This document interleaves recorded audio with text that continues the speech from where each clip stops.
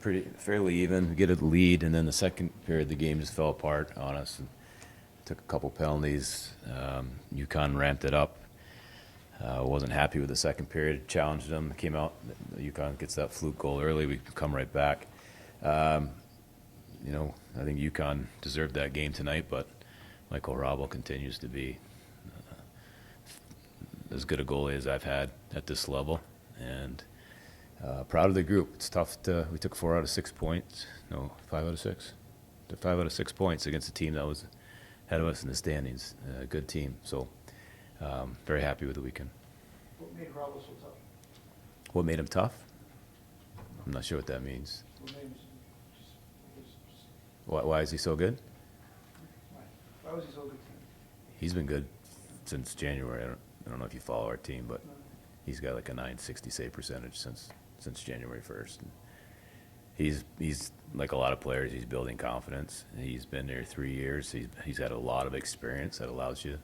He gets good coaching from Steve Masterler, our goalie coach, and he's got a team in front of him that's usually fairly defends fairly well. Tonight, not so much, but he's in a groove. He's in a zone. You were down by 1 in the third period, but responded 30 seconds later. What does that say about the resilience of this group? Yeah, and that was, I believe, Van Tassel made the play, right? Yeah. I thought he was one of our best players tonight. It's good to see. He's good. He was playing like that when he left, and we need him to play like that down the stretch.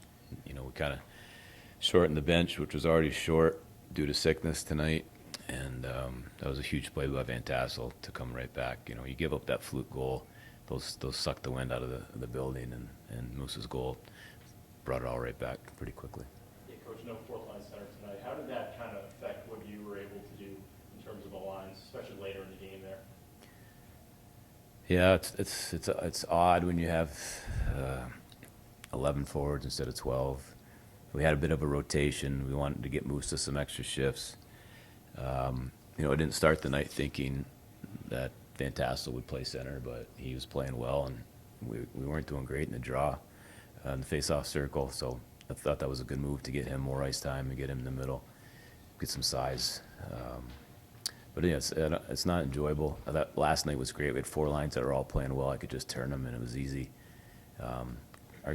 Our guys were a little tired tonight. It was a lot of travel yesterday. We traveled the day of the game, came back, and we spent 4 hours on a bus yesterday.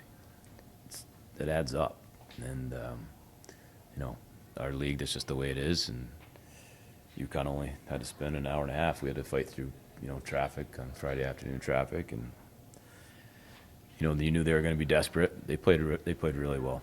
They played exceptionally well. What can you say about this senior class on the team? Very small class. Really, Owen Murray's the only one that's, I think, has had the 4-year full experience. Lucas Olvestad's outstanding addition for 2 years. I think he's been an exceptional captain. He's been a really important part of our drive here in the second half. Michael Cameron had basically, he had to retire. That's always tough to see.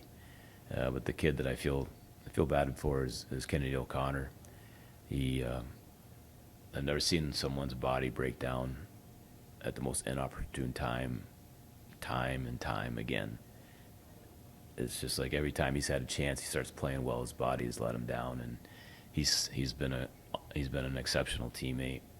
He's a great kid. He's a huge part of our culture. One of the kindest, meekest, most humble kids you'll ever meet. Tough, rugged, competitor, courageous, and I just wish that his time at UMass would have gave him more, because he deserved a lot more than what he was given. First shootout of the season, do you pick the guys based on how they do in practice? Is that just kind of Yeah. We practice a fair bit and try to remember. The guys that we went early, those are the guys that are consistently pretty good. Just so you know, because when we threw Moose out there, it felt like all the fans were like, "Oh, it's a smart way to go, coach. Figured it out." He doesn't like to go. He tells us he doesn't want to go. we always like, Moose, you should be first, right? 'Cause I don't want to go. And so it got to a point where it was like, what was that, the 7th shooter?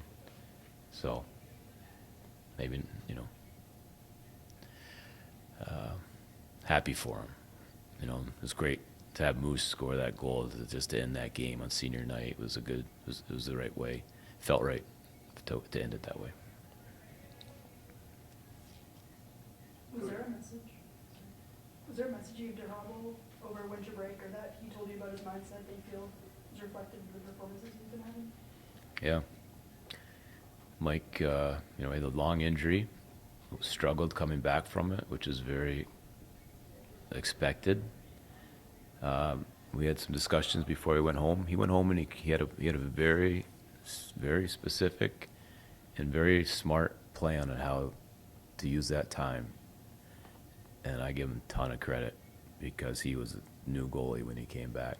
And it speaks to me a lot of things about Mike. He doesn't get rattled by circumstance. You know, he sometimes, you know, as a younger goalie, kind of he would lose his work ethic or his focus, and now he's matured to that point where I don't worry about that anymore. But he's always been a kid that loves challenge. He loves, I don't want to say love, he does exceptionally well in the spotlight. You know, right? He beat Canada twice in the World Juniors, right?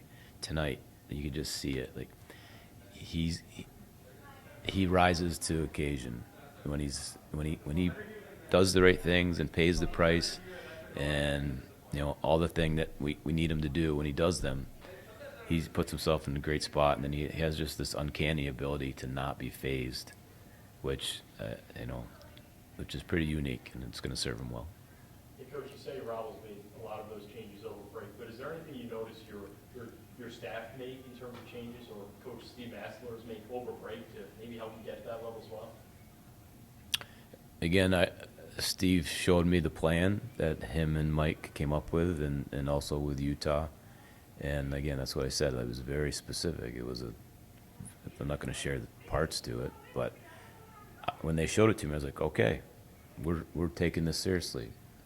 But it doesn't happen unless Mike has the right frame of mind, and he was very committed to it. And you know, when his focus is where it needs to be, he's an elite goaltender. That Mellenbacher line seems like they've really found a little bit of a groove here lately. Just how much confidence you have in those three? You know, a lot.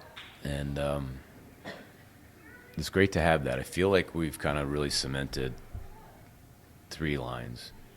And that Mellenbacher line they're giving us a lot while we were dealing with injuries and sickness.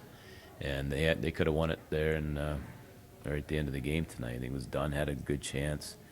I think Mellenbacher had a good chance. O'Neill they all had good chances right down the stretch. So they're good kids. They